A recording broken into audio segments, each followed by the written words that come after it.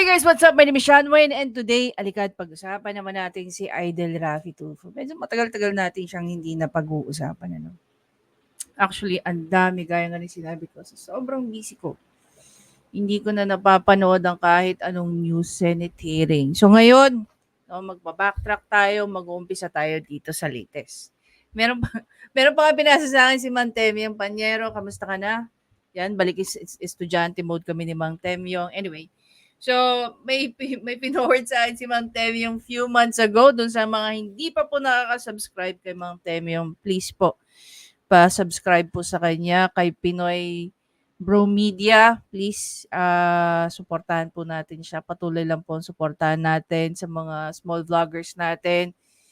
Sa mga kaarmado, kala Teacher Mark, of course, andyan si Attorney Lebayan, Attorney Claire, si Direk Freddy, sila Tita Alona, sila Tita A. Yan. Support po tayo sa kanila. Hindi ko na kayo ma-mention lahat. But then again, within, the four walls of the community, supportahan po natin sila. Anyway, so ito na nga. Recently, may nilabas na information si Hontivirus saying that na ito daw di umano si Alice Guo nakalabas na ng bansa. Panoorin muna natin siya before natin pakinggan itong si Idel. Ipapakita ko po ang dokumentong ito bilang patunay na pumasok sa Malaysia si Alice Guo. Siya po ay pumasok ng 12:17, 13 seconds military time ng July 18. Kaya ibig sabihin, umalis siya ng Pilipinas sa gabi. Kaya ibig sabihin, seconds military time ng July 18, 17. Ano daw? Pakinggan natin ulit. 13 seconds military time ng July 18. Kaya ibig sabihin, umalis siya ng Pilipinas sa gabi ng July 17. Mr. President, hindi po pwedeng ipagkaila na siya ito dahil match na match po ito sa kanyang Philippine passport na ipa-flash ko ngayon. Ayon sa aking isa pang source, Mr. President, tumuloy si Alice Guo sa Singapore kung saan nagtagpo-tagpo sila ng kanyang magulang na sina Lin Wenyi at Guo Jianzhong. The couple flew in from China on July 28th. So, to cut the story short, di umano, based dito sa mga pinapakita ni Hontivirus, si Alice Guo daw, si ex-mayor Alice Guo, ay wala na raw dito sa Pilipinas.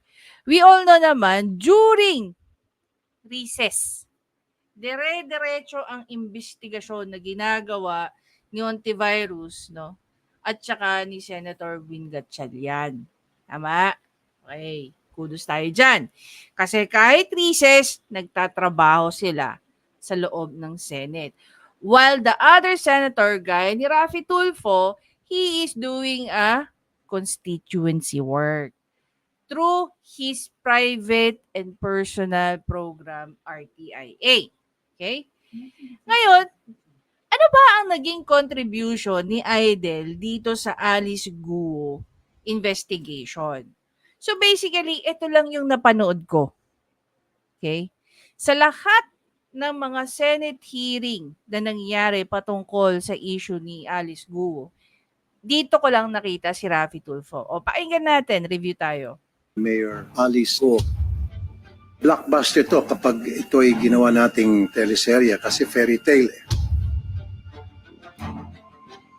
Siya ay anak ng isang kasambahay na nabuntis ng isang mayamang Chinese and then pinalaki sa isang farm, tapos nag-aral sa bahay, wala siyang kakilala mga kaibigan, and then isang araw bigla na lang siyang naging mayaman. Unlike sa Cinderella, merong tinatawag na prinsipe na sumalo sa kanya. Dito, it seems to me that she did it on her own. Maraming butas po ako nakikita dun sa narrative ni Mayor Guo.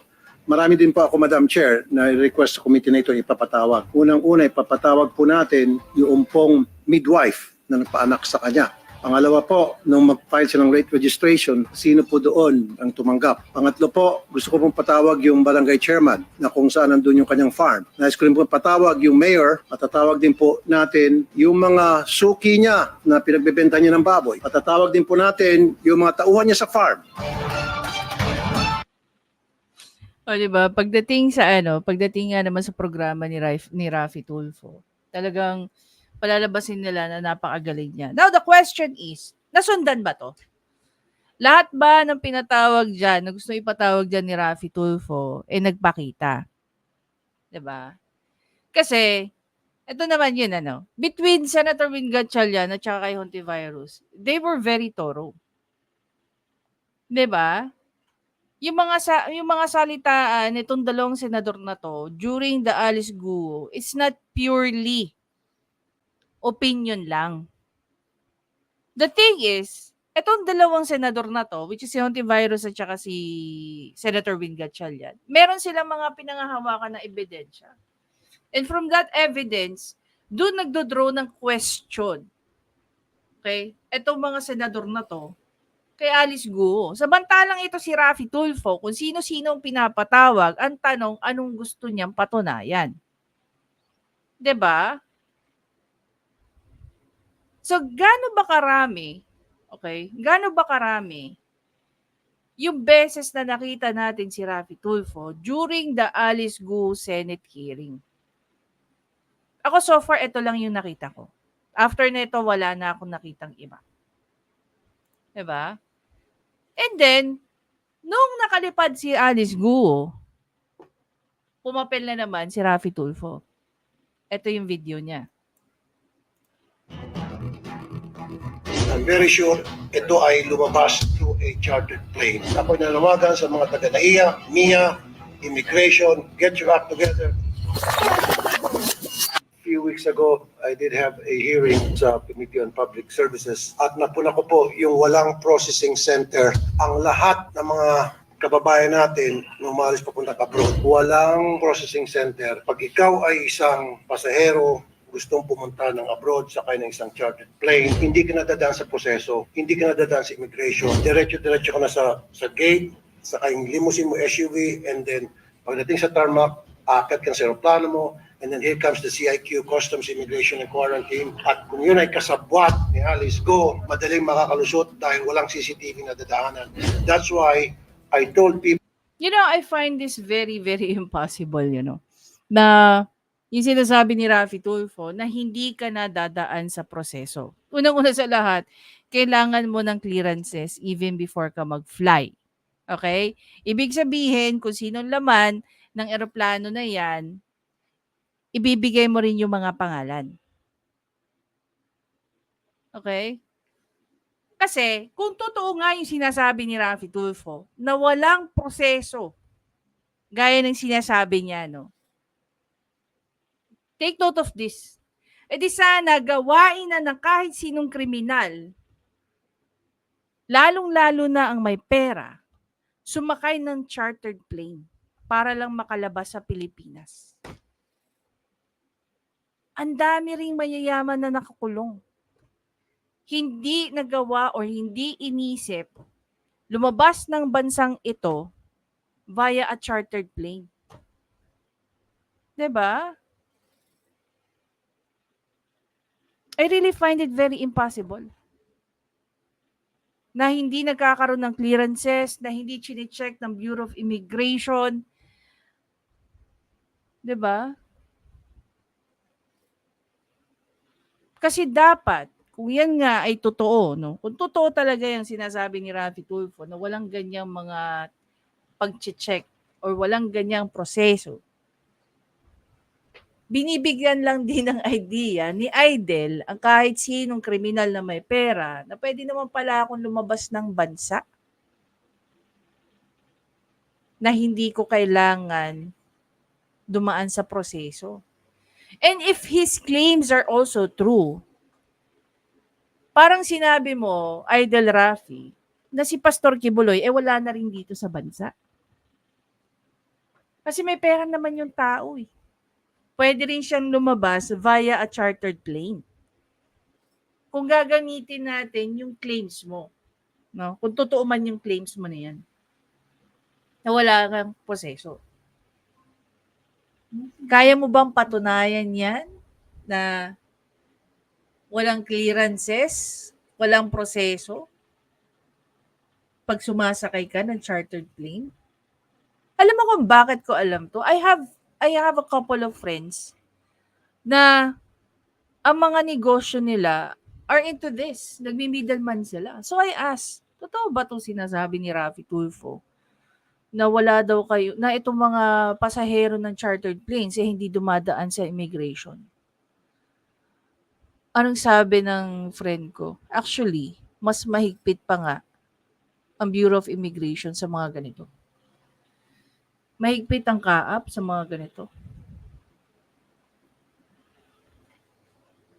Mas mahigpit ang Bureau of Immigration kaysa doon sa normal kang dumadaan sa mga international airport. Kasi ayaw nga nila na magamit yung ganong mode, no, of travel. Nasasakay ang mga kriminal ng chartered plane without passing through immigration before ka umalis. And kahit mismo, sa kahit anong movie, lalo na kung international, dadaan ka sa clearances kahit sa immigration. Now, kung halimbawa man totoo itong sinasabi ni Raffy Tulfo, I challenge him. Idol, kung totoo man yung sinasabi mo na walang proseso, na hindi chine-check ng Bureau of Immigration, patunayan mo sa lahat ng Pilipino na tama yung claim mo, na totoo yung claim mo. Na hindi dumadaan sa Bureau of Immigration yung mga umaalis via chartered plane. Na hindi sila nagre-require ng pag-check, ng pag-clearance. Kasi pag dumaan ka guys ng immigration, okay, i-check yung mga papeles mo, saka pupunta, anong gagawin mo doon. That's one way of Bureau of Immigration giving you a clearance na pwede kang mag-travel.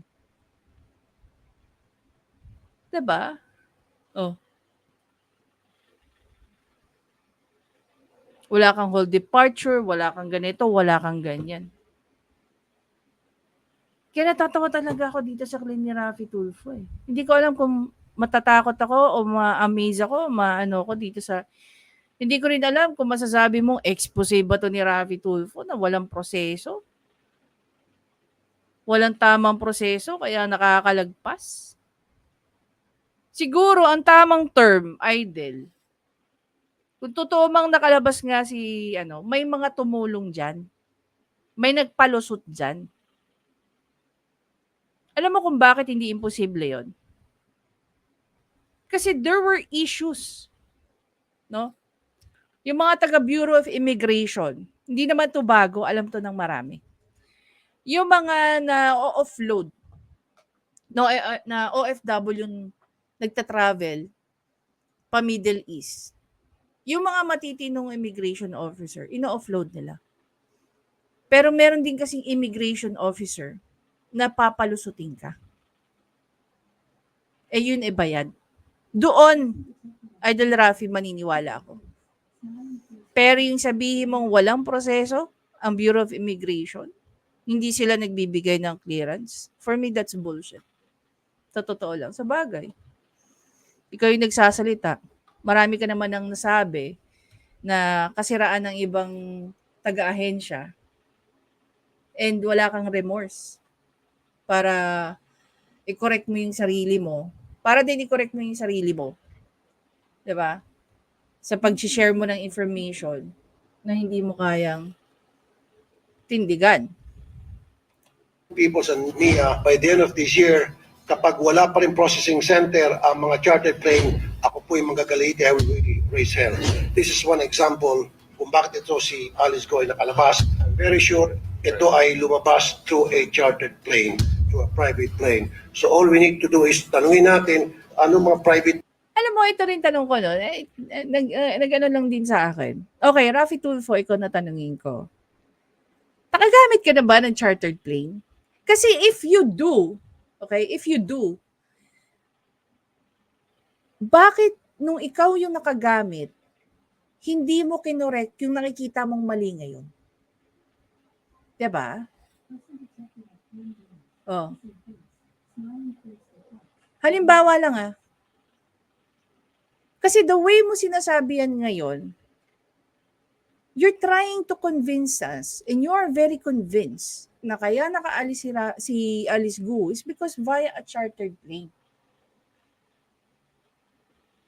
The only person who can have that conviction is someone na nakagamit na ng chartered plane. Ngayon, kung nakagamit ka ng chartered plane, tapos nakita mong mali ang proseso na yan, hindi ba dapat nilabi mo agad na pwedeng ito maging problema in the long run? So kung hindi nangyari ito kay Alice Gu, i-erase mo ba ito? Diba? Definitely hindi. Otherwise, na-raise mo na to before. Tama ba ako? Siyempre guys, ayoko lang naman umopinion. Pero sige, tingnan natin to. So, nag-search ako. Sabi ko dito, documents need for chartered plane in the Philippines. Okay. Ayon dito, no, if you're considering a chartered plane in the Philippines, here are some of the essential points to keep in mind. So, may nilagay ditong mga private charter services. Sunlight Air offers private charter services within the Philippines, blah, blah, blah. Pricing, okay? Travel documents. Kung walang proseso ito, bakit merong nakalagay na travel documents? Ensure you have the necessary travel documents including passport or ID. A copy is required for each passenger. Visa, if applicable, check the specific requirements for your destination. Other requirements depending on your destination. You may need additional permits and ID. Okay? So, meron din tayong isang nakita rito. So, sabi ko rito, do you need a passport if you fly private internationally? So, ang sagot dito, although private jet travelers have the luxury of bypassing typical security points, they still must adhere to immigration law. So, do you need the passport if you fly private? If so, if you're... so, the answer is yes. 'Di ba? So, bakit sinasabi ni Idel na walang proseso? There's even a company who's offering, okay, na sila na yung mag-asikaso ng flight permit mo sa Philippine Airport.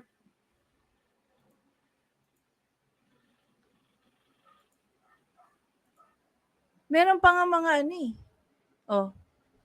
galing yan sa Civil Aeronautics Board. Mga airport.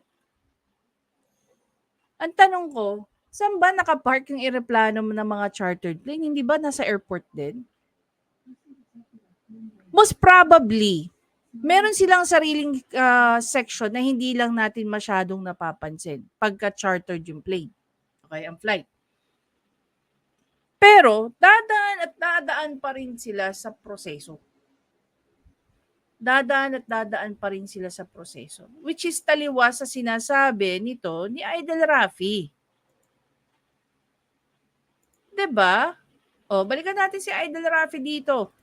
Plane ang lumabas o chartered plane ang lumabas that very day from the Philippines. Doon natin matatrack down at sino yung mga CIQ, Customs Immigration, Quarantine, ang nag-process ng kanilang passport sa loob ng aeroplano.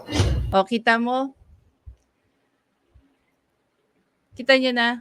Sinasabi dito ni Idel, gusto niyang makita kung sino yung involved dahil yung mga involved na yon ay nag-process. Pero prior to the statement, sinasabi rin niya na wala daw proseso.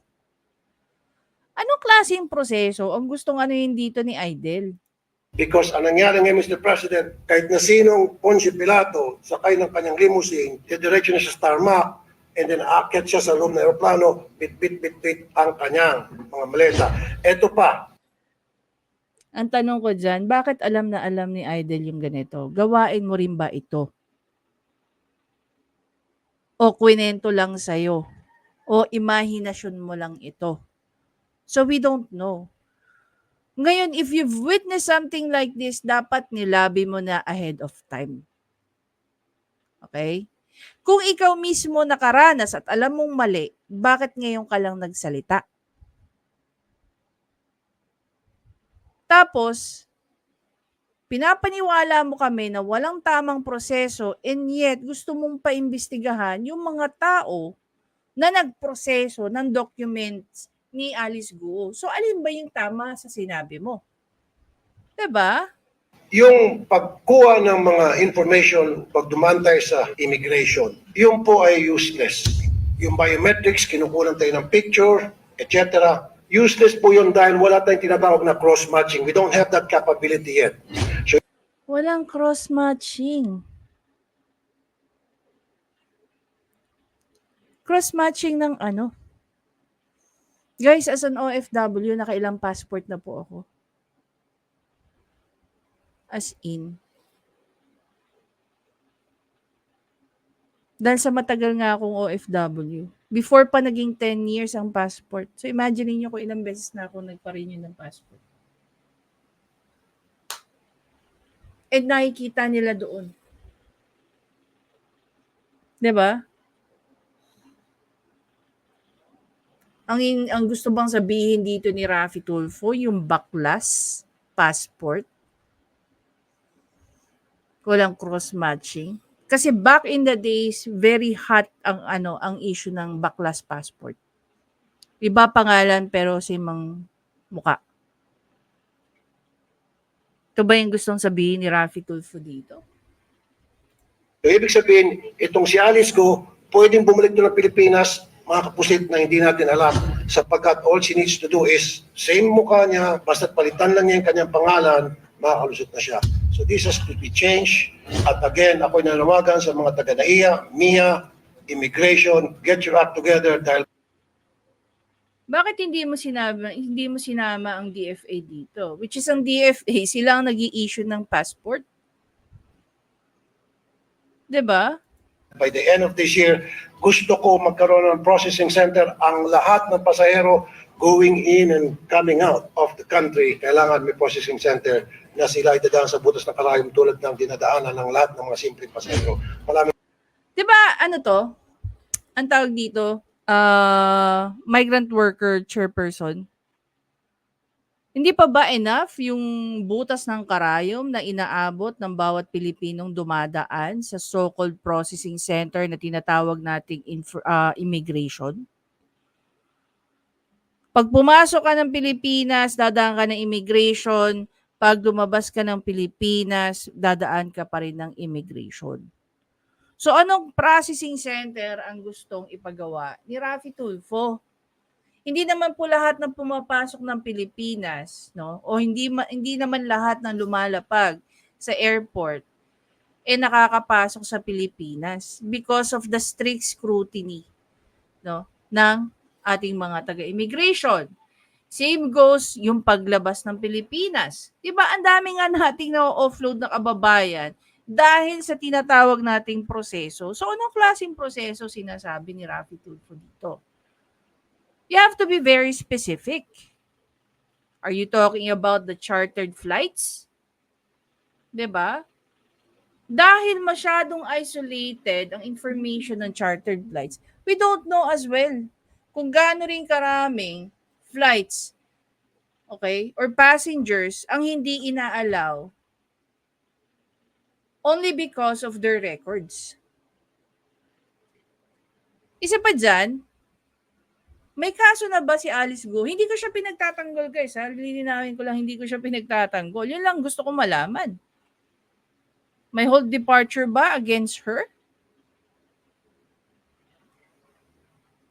Tsaka come to think of it, iba ang sinasabing information ng mga taga DOJ na di umano. Take note of this, no? Ito yung napansin ni Kabayan Noli de Castro sa sa news niya sa ABS-CBN. Sa TV Patrol. Sabi ni Kabayan dun sa isang reporter, tinanong niya, Sabi ng DOJ, wala raw information na nasasubmit sa kanila o hindi sila natitimbrihan na itong si Alice Guo ay nakalabas na ng country. However, ayon daw sa NBI, okay, ayon to sa NBI na ang NBI ay under ng DOJ, nakalabas na raw si Alice Guo. Hindi ba dapat, before nyo nilabas sa media yung information na yan, nag-uusap muna ang DOJ at saka ang NBI?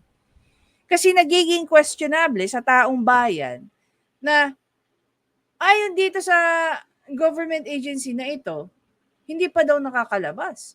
Ayon naman dito sa isa, na under lang din ng government agency, nakalabas na raw. So ano ba talaga? Gumagawa lang ba kayo ng ingay? Na kayo-kayo rin mismo, hindi nyo alam kung ano yung mga tamang nangyari. So yung mga taong nanonood sa inyo, hindi lang napapakamot, napapakomento na kayo-kayo na nga lang, hindi pa kayo nagkakaintindihan. 'Di ba?